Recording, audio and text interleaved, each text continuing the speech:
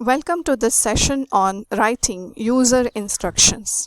In this session, we will discuss what is user instruction, second, sections and steps in preparing user instructions. Then we'll learn about some special notations that we use with user instruction, and lastly, guidelines to write user instructions.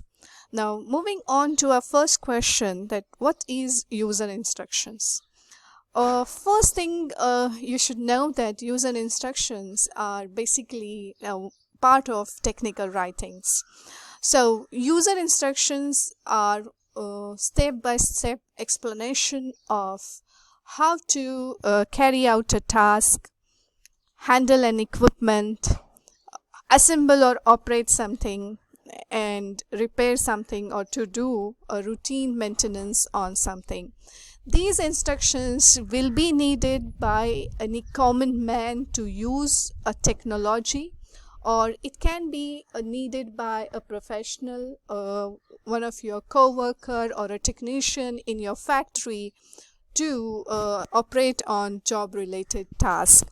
So you may be asked to prepare user instructions. In that case, let's have a look at sections of user manual and steps of writing these instructions.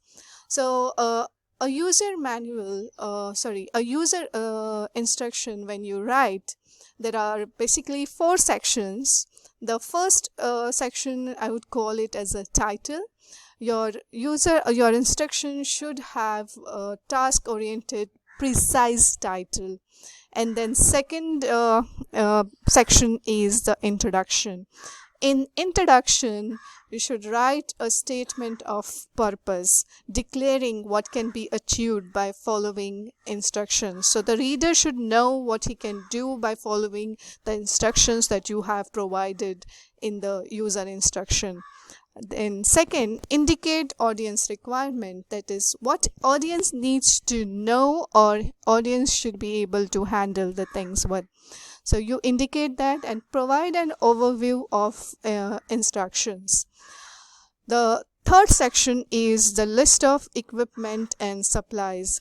To carry out certain tasks, sometimes we need some equipment and supplies. So in this section, we should list out the equipment and supplies if necessary. That means this section is optional. It's not compulsory to provide, it's only provided when we need some equipment and supplies to carry out a task. Alright, now here, list the equipment and supplies you need to gather before. In this section, list the equipments and supplies you need to gather before starting the procedure. One thing you should make sure that if you need certain a specific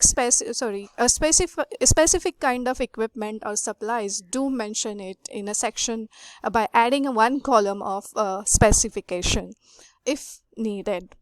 Now moving on to the fourth and the last important section, the most important section of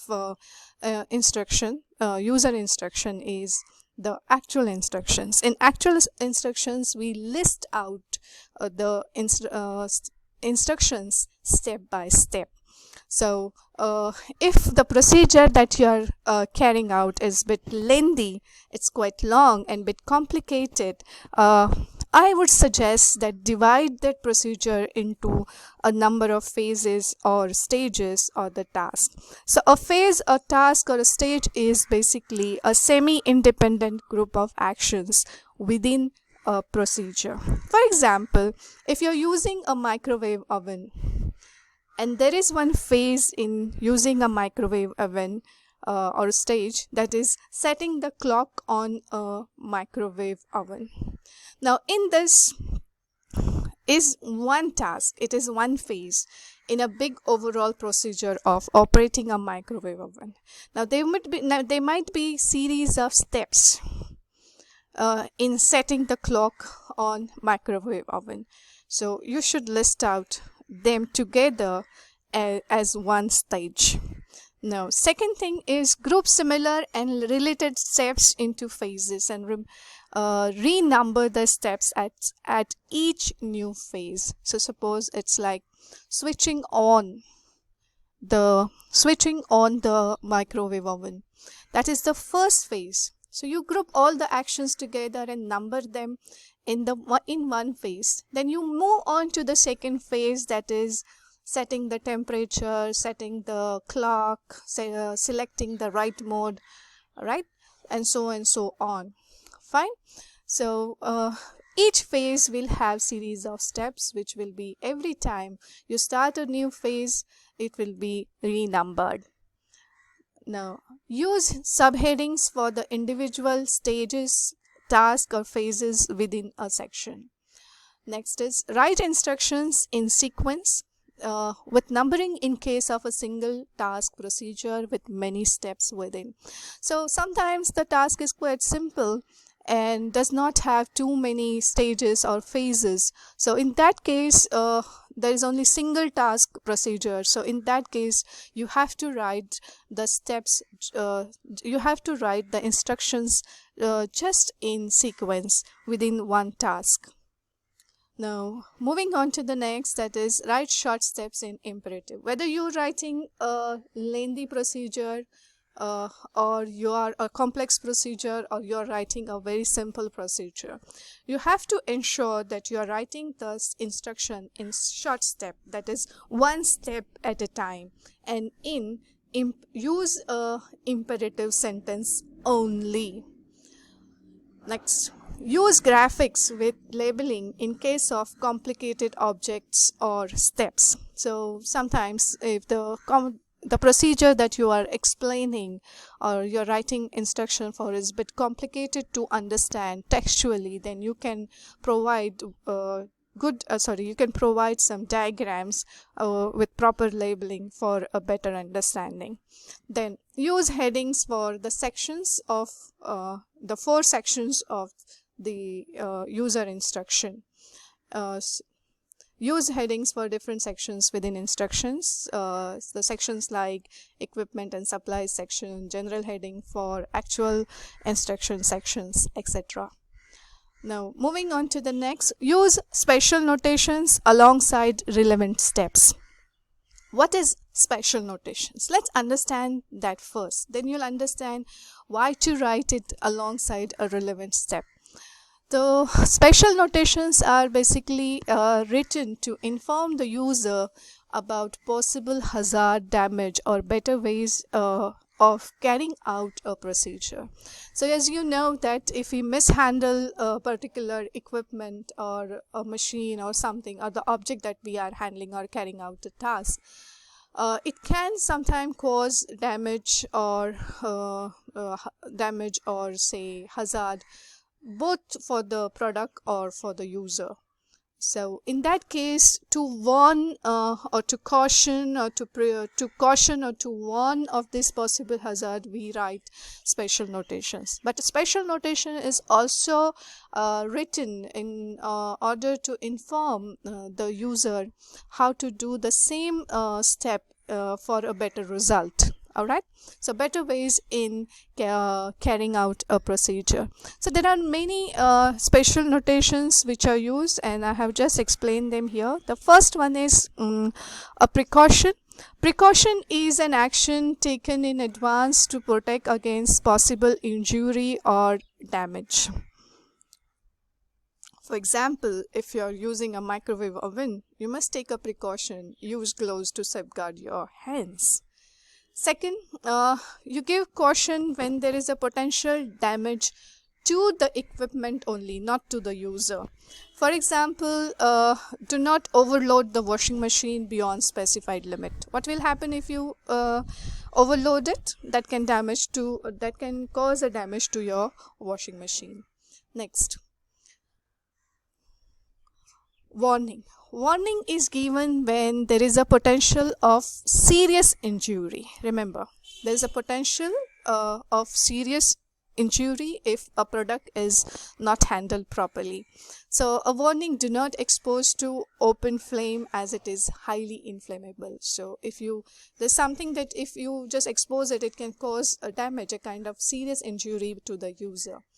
But when certain wrong action can have a potential for the death of the user, we write danger note. And a danger, for example, the grinding could explode and cause serious injury or death if maximum rated speed is exceeded. Okay, so that is what the notations, we call them as the notations of hazard or damage. But there is one more notation, that is note. And in note we share important information to perform a task effectively. So something that could be done, for example, you say you can, if you are making tea, a cup of tea, you can make a cup of tea with plain water, but adding milk can add taste to it, right? So note, there's an example. The distance between projector and screen determines the image size. As you know, you keep if there is good distance between a projector and the display, the image size can be bigger. So that is a better way of doing a task. That is what we share through a notation. Now these are different notations of special notations that we can use alongside the relevant steps. Now these are some of the guidelines while writing user instruction that one must keep in mind. Number one, you require to have meticulous understanding of the procedure in its all technical details. Remember, not everyone can write user instruction unless and until you have enough understanding of the understanding of technical knowledge, understanding of the technical knowledge about that procedure. Then make sure that the instructions that you are preparing should be in sequence, written in sequence. Second, they should be clear to understand, correct, and should be complete. When we say complete, means the user should be able to carry out the task without any external help. In other way, we call it as the instruction should be self-explanatory. That means the user should not need a third-party help in carrying out the task. Your instruction should be enough to enable him to carry out the task. And it should be written as per the audience and situation. Remember, while writing any instructions, do not assume that your audience already knows something. That can be a bit dangerous to assume that, yeah, this is already known, so why should I tell my user? Don't assume the things that he might be or she might be knowing, but include what is necessary as per your audience and the situation. Now moving on, once you finish writing your instruction, this is something that you must not skip on. Check your instructions once again. That is, revise the instructions once again and watch out for these problems, like you have provided real instructions, that is explanations of how to build, operate or repair something. Second, introduction should indicate the exact procedure to be explained, indicate audience requirement, and provide an overview of contents. Third, write the numbered list of sequential steps. Make sure that steps are sequentially written and they are numbered properly. Next, provide some additional supplementary explanation of the steps if required, if necessary by your user. The graphics are very clear and illustrate any key action and objects in the